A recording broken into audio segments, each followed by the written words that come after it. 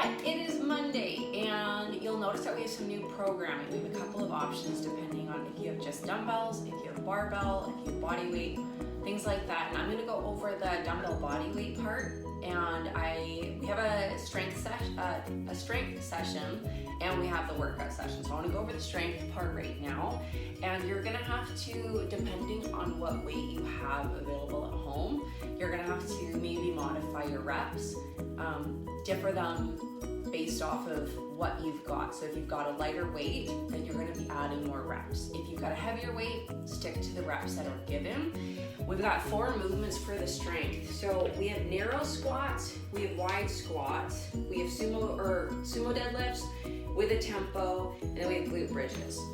All of this sequence has to be done without resting. So if I start in my goblet position, weights against my chest, my narrow squats is a stance where my feet are narrower than they would normally be for a squat, but you also need to be in a position where your heels don't come off the floor when you're doing a narrow stance squat. This is going to target more of your quads. Then you're going right into reps where you're going sumo position, so wider than your normal stance, but again, all the way down without any of your toes or heels coming off the floor. Then the next thing is sumo deadlifts, 3 seconds down. So sumo means it's between the legs, 1, 2, 3 seconds on the way down and come up. And when you're coming down, you're keeping that dumbbell really close, just like you would with a barbell. It's not coming away from you here. It's nice and close, so you're feeling that stretch in the hamstring. And then you're finishing off with glute bridges, meaning your back is on the floor, and you want to keep your heels down, your feet down on this one, driving up so you feel it in the hamstring and the glute. And for this one, we're adding more reps. Just because this is going to finish off with a nice little leg pump at the end of the 3 other movements. If you want to add more reps than 20, go for it. Or if you even want to add a 1 or 2 second pause at the top of your glute bridges and really squeeze your butt, go for it.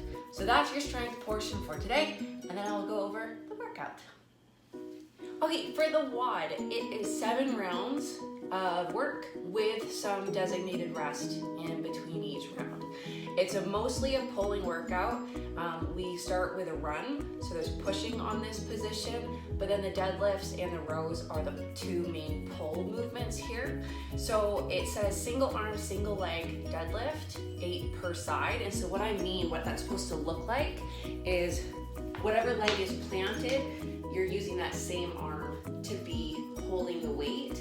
So for this one, if my right leg is planted, it's my right arm holding on to the dumbbell. And I would find holding onto an object to do this one will make it a lot easier for you to actually focus on what muscles you're meant to be working, which you should only be feeling this in your butt and your hamstrings. Then you're going into 8 rows per side. You can either hold onto your knee for this position, or if you have a bench or a table or something around you, you can also hold on to that for your rows, 8 per side.